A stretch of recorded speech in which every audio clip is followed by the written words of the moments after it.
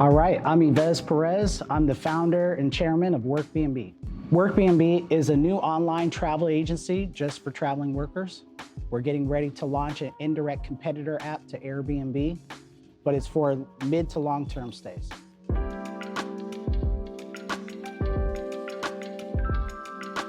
You know, I actually got roped into it. I was helping out my mama. You know, when your mama needs help, like, you know, you better go help. And she had a few Airbnbs in Reno, Nevada, a little mountain town. And she was getting interest from traveling workers staying at her places because of where they were located.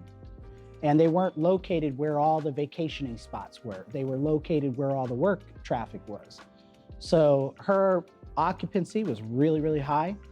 But then she got a contract from a company to open up 23 apartments and house 65 people, you know, and this company literally paid her. So I got this phone call to get on a flight the next day, and it was like, come help me open up 23 apartments. And then once I kind of got into her business, because I have a marketing background, advertising background, what I quickly realized was that 65% of her bookings had no relationship to vacation travel. That's where I realized, okay, there's a gap here in the tech. Our first real big booking that just like knocked our socks off on this theory was a freeway expansion project, big project, just like here in Tulsa, right? Those aren't fast projects. Those take a while. So they needed a 2-bedroom condo for the site supervisor, top employee. Now, you can't put him in a hotel because he'll quit. So you have to find him housing. So we happened to have the condo available. They needed it with all these little extras, but their budget was $200 a night, but they needed it for 2.5 years.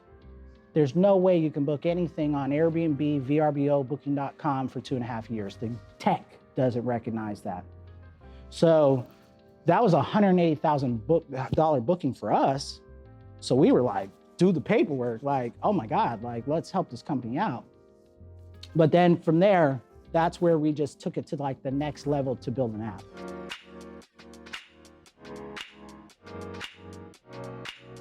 Imagine being an office administrator or a travel manager for a big construction firm, and you're trying to book for 30 employees.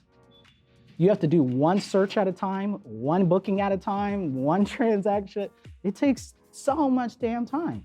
So our tech is super simple. We give them an enterprise account, so now we're a B2B platform. This office manager or travel manager or project manager can select units that are available for each employee, drop it into a shopping cart and purchase at one time. Now we're selling them time. And when you can sell a company time, you're gonna make a lot of money.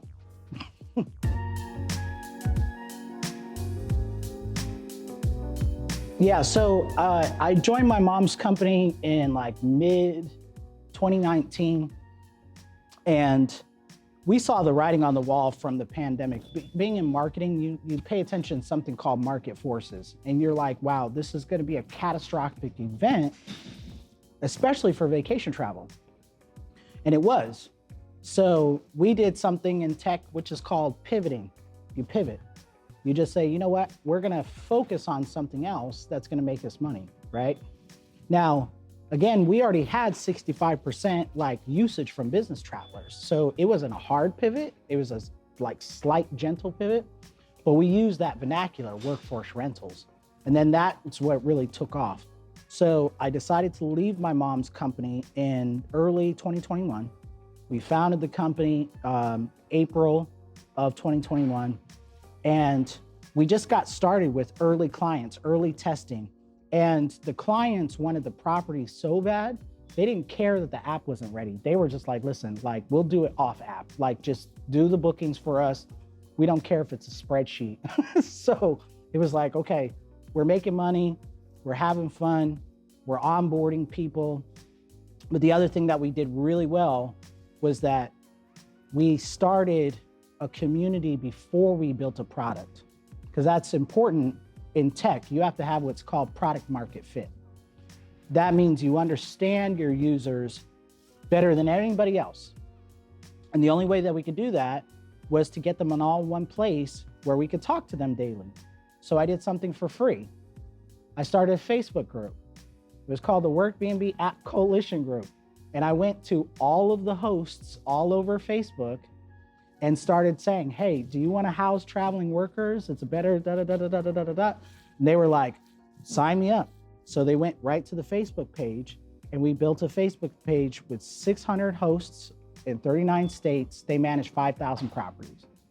And that was our test bed to test out everything. Our privacy policy, our refund policy, payouts were gonna look like.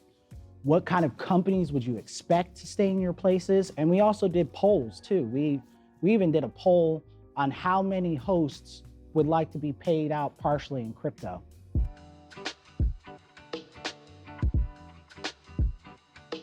We really want to lead this. We want this to be a Black-led venture, and we want to own this space.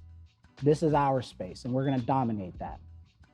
And why now? I said, well, at the time of founding the company, we didn't know that the US government was going to pass a $1.3 trillion Infrastructure Investment Act that's effectively going to send 10 million construction workers traveling over the next 10 years. They're calling it the infrastructure decade. Now, any kind of startup having any kind of a runway is incredible, but this is like a potential hockey stick. You know, honestly, all of our favorite apps, everything we love, you know, we don't have our fingerprints on. We don't have our fingerprints on design, functionality. You know, we may have like people on the product team of like 50. You know, we may have some people that are, you know, one executive position that's maybe sales and marketing, and that's it. It's like, you know, you give Black people a bone and, you know, hopefully they're happy with that type of stuff, right? But it's like, again, this is an underserved niche. And me being half Black, half Mexican, like I sit on two sides of culture of workers in the United States. You know, there's a lot of Mexican workers and there's a lot of Black workers, right? Like blue collar workers, right? Whether it be working in construction, whether it be working on a bunch of other things. And again, if they keep getting put into these motels and hotels, going into the next 10 years of travel, like that's a huge failed, missed opportunity. So for companies that really want to use WorkBnB to boost employee morale and leverage this platform for everything that you need it to do for you, just go to workbnbapp.com. It's easy sign up. We actually text the information to you so it's not lost in email. Super simple. For a host that really want to add their properties, we also have a separate part of the page where that makes it very simple. All you have to do is text workforce rentals to the number on the website, and it's super easy. Now, for anybody who wants to follow me, the WorkBnB CEO, just go to my Twitter. It's WorkBnB CEO. My Instagram is WorkBnB CEO. Super easy. You can also find me on LinkedIn, Yeves Perez. The Ewing Marion Kauffman Foundation is a private, nonpartisan foundation that provides access to opportunities that help people achieve financial stability, upward mobility, and economic prosperity, regardless of race, gender, and geography. The Kansas City, Missouri-based foundation uses its grant-making, research, programs, and initiatives to support the start and growth of new businesses, a more prepared workforce, and stronger communities. For more information, visit www.kauffman.org and connect with us on Twitter and Facebook at KaufmanFDN.